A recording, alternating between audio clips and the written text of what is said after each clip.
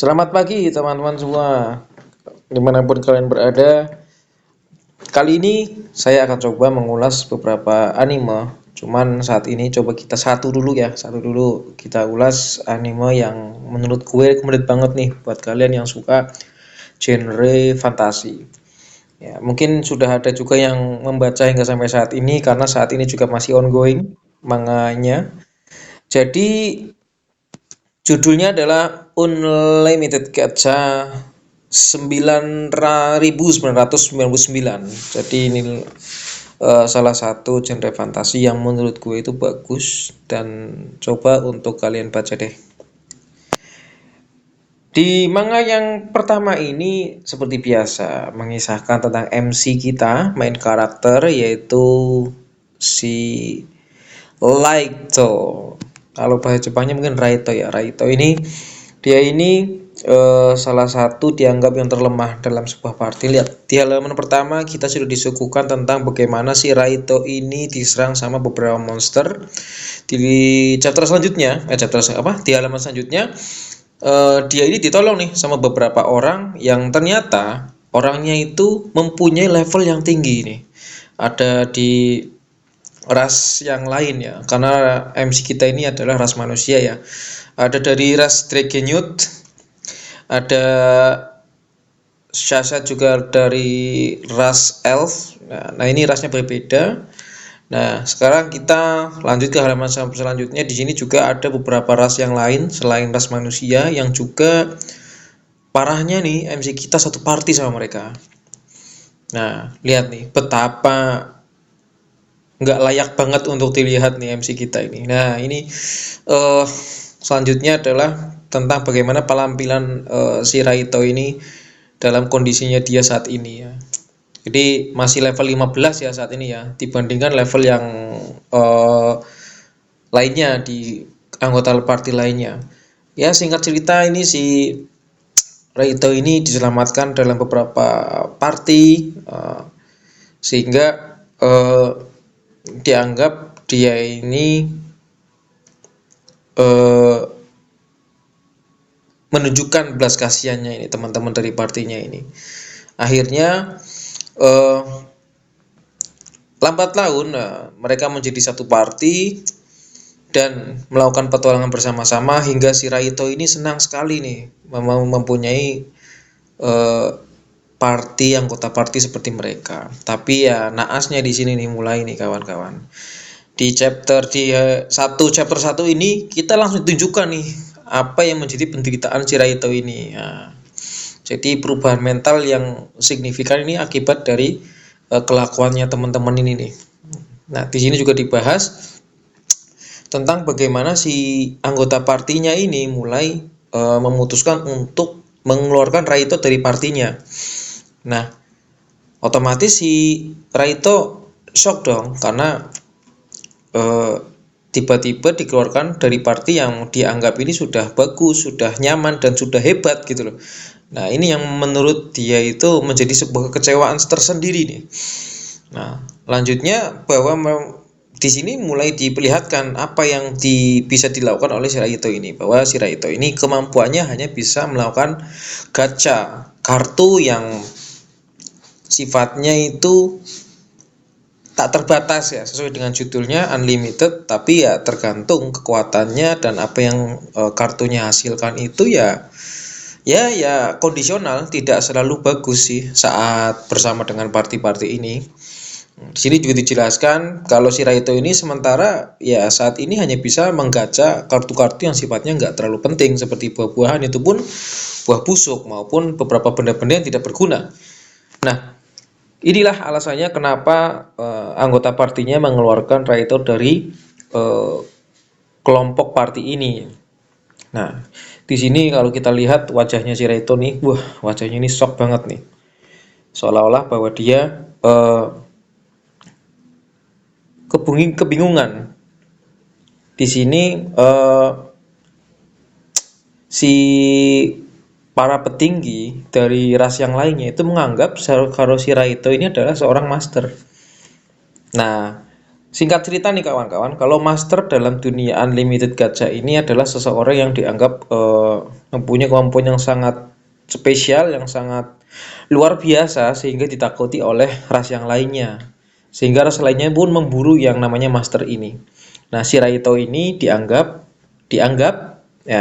bahwa dia adalah master, tapi ternyata salah.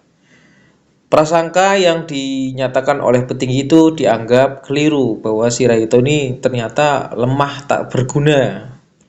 Otomatis ya dia dibuang. Ya, di sini dia mulai nih diperlakukan didiskriminasi, diintimidasi bahwa dia seolah-olah sudah tak berguna lagi untuk partinya.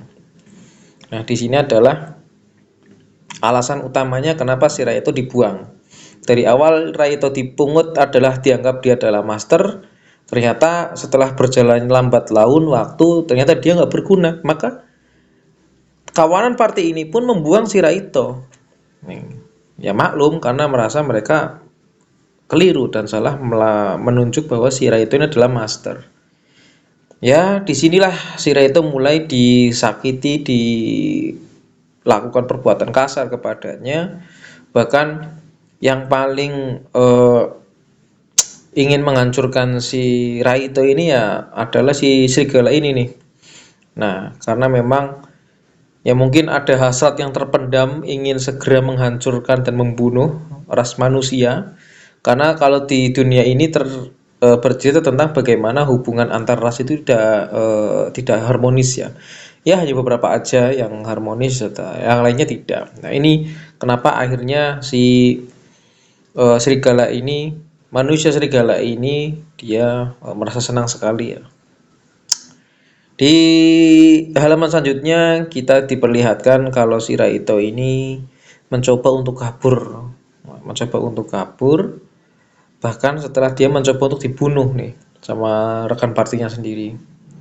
Ya di sini pun karena kondisinya saat ini sedang melakukan petualangan untuk menjebak si Raito ini, yaitu ada di dalam Abyss. Abyss ini salah satu dungeon yang sangat dianggap mengerikan ya. Kalau di sini tuh Abyss itu dianggap dungeon yang sangat mengerikan kawan-kawan. Dipukulin, ditonjok, dicakar, dan sekarang dipanah nih. Nah ini parah banget nih menurut gue, ini udah pelanggaran HAM ini ya kalau dalam era saat ini ya. Tapi ya ini mereka anggap ini adalah hal yang wajar karena antara ras itu memang tidak cocok. Nah cuman ya kembali lagi bahwa inilah fungsi dari dasar cerita, dimana kebangkitan dari MC kita ini berawal dan dimulai dari sini.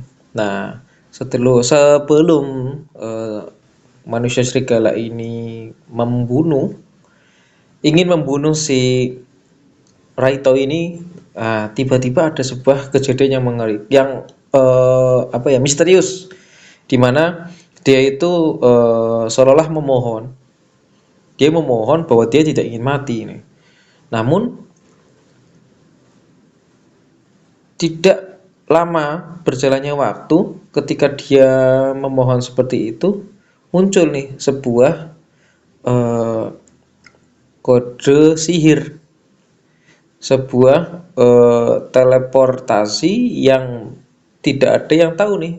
Kalau di sini dianggap bahwa itu adalah jebakan teleportasi yang tidak tahu siapa yang membuat. Nah, maka inilah awal dari selamatnya si Raito dari pembunuhan kawan-kawannya sendiri. Sampai sini pun kawan-kawannya tidak ikut terteleportasi karena lingkaran sihirnya hanya mengenai si Raito ini. Nah, Raito ini akhirnya masuk ke dalam inti bagian terdalam dari Abyss tadi, jebakan teleportasi yang bahkan tidak ada orang yang tahu gitu loh, dengan kondisi badan Raito ini terluka. Sangat terluka parah pokoknya deh, karena tadi juga dilakukan tindakan yang kasar ya dari teman-temannya tadi ya. Nah ini dia mengingat kembali bagaimana telah menganggap partinya ini seorang keluarga, seorang teman, tapi tetap mereka tetapi mereka tetap melakukan tindakan yang Raito ini tidak suka, yaitu mereka jahat terhadap Raito ini. Dan di sini tekad dia mulai bulat bahwa mereka ternyata selama ini bukan murni kasihan, bukan murni ingin berteman dengan Raito, tapi ada salah satu maksud yang tersendiri, yaitu mencari seorang sosok master ini. Nah, master ini pun ternyata ya nyatanya nggak ketemu juga gitu loh. Nah, disinilah si Raito mulai membulatkan tekadnya bahwa mereka akan membalaskan dendamnya kepada rekan-rekan party yang tadi sudah menganiaya. Nah, di sini mulai dia berpikir bagaimana caranya untuk lolos dari tempat jebakan teleportasi. Namun tidak disangka-sangka nih teman-teman. Tidak disangka-sangka malah si Raito ini kejebak di dalam jebakan teleportasi, di mana dia itu masuk terlalu dalam. Akhirnya apa? Muncullah monster-monster yang levelnya sudah di atas rata-rata permukaan. Nah, ini contohnya. Ini adalah salah satu monster yang dianggap berbahaya dan sangat kejam. Namanya Hellhound. Kalau kita namai di sini, namanya Hellhound. Ini levelnya itu, teman-teman, itu sudah 1000. Nah, tadi level teman-teman partinya si Raito aja levelnya di atas 500, 600. Lah ini levelnya 1000. Maka ya sudah menjadi hal yang wajar kalau Raito juga kaget bertemu dengan salah satu monster yang levelnya 1000. Nah, di sini dia ya hampir putus asa kalau saya baca dan ekspresi mukanya ini loh. Nah, ekspresi mukanya ini ya saya anggap dia agak putus asa. Tapi ya tadi bahwa dia punya tekad yang kuat untuk melakukan pembalasan dendam. Akhirnya dia pun berpikir nih, ini apa yang bisa dipakai nih. Nah, ternyata dia pun sadar bahwa hanya ada salah satu cara yang menurut dia adalah satu-satunya cara terakhir yang bisa dia lakukan, yaitu dengan kemampuannya, yaitu unlimited gacha. Nah, di sini nih teman-teman, mulai Raito sadar bahwa kemampuan unlimitednya ternyata memiliki sesuatu hal yang khusus yang bahkan mungkin baru kali ini dia sadari. Di sini dia mencoba untuk mengeluarkan salah satu kartu yang dia pun tak tahu. Yang penting intinya bagaimana dia bisa selamat dari kejaran si Hellhound ini daripada dia mati. Ya, tapi nggak disangka-sangka ternyata dari gacha yang dia lakukan, dia malah mengeluarkan salah satu kartu yang membuat efek lingkaran sihir yang sangat besar. Efek lingkaran sihir yang sangat besar yang mengeluarkan salah satu kartu dengan level tertinggi nih, teman-teman. Kalau teman-teman lihat di sini, bahkan wujudnya pun belum terlihat aja tiba-tiba muncul kartu. Nah, di sini nih. Nah, di sini muncul kartu yang kita belum tahu, belum lihat.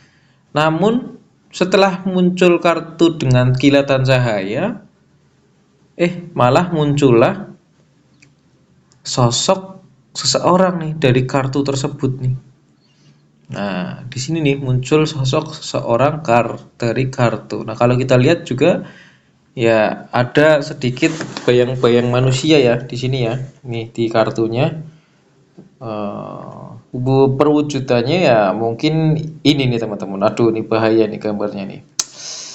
Oke, kita slide langsung. Nah, ini nih sosok yang keluar dari kartunya teman-teman.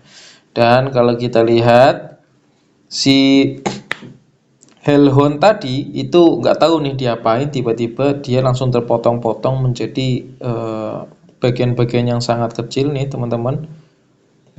Ini adalah Hellhound yang ini kok geser terus sih. Nah, ini adalah Hellhound yang terpecah-pecah menjadi bagian kecil-kecil. Dan kita lihat, wah, istimewa teman-teman nih. Kartu yang dikeluarkan sangat-sangat istimewa. Dan ya jelas Raito pun terkejut dengan adanya perempuan yang keluar dari gacha yang dia buat. Nah, di sini nih MC kita seolah-olah melongo dengan kecantikan dari kartunya sendiri. Dia pun bertanya-tanya, siapa gadis muda yang muncul dari gacanya ini? Nah, di chapter 1 hanya membahas mengenai bagaimana prosesnya si Raito ini dari awal dia bertemu dengan teman-temannya dan dia dianggap master sampai saat ini di chapter yang satu yang halaman terakhir ini menunjukkan bahwa si Raito ini melakukan gacha yang di luar batasannya. Ya, ternyata dia mampu. Dan yang paling kita syukuri adalah MC kita masih hidup, guys. Ya iyalah, kalau mati ya langsung tamat chapter 1 ya. Ya, itu kisah dari chapter 1 yang sedikit saya ringkas. Mungkin malas kawan-kawan teman-teman di rumah itu pengen lebih mudah memahami daripada membaca. Karena chapter 1 telah selesai, maka saya tutup video kali ini teman-teman. Kita akan berjumpa kembali di chapter yang berikutnya, chapter kedua. Ya, jadi kalau mau lihat chapter kedua silakan kunjungi channel saya, nanti silakan teman-teman bisa lihat video chapter yang kedua di situ ya. Terima kasih teman-teman semua yang sudah stay sampai akhir video ini direkam. Saya akhiri. Goodbye dan selamat beristirahat teman-teman.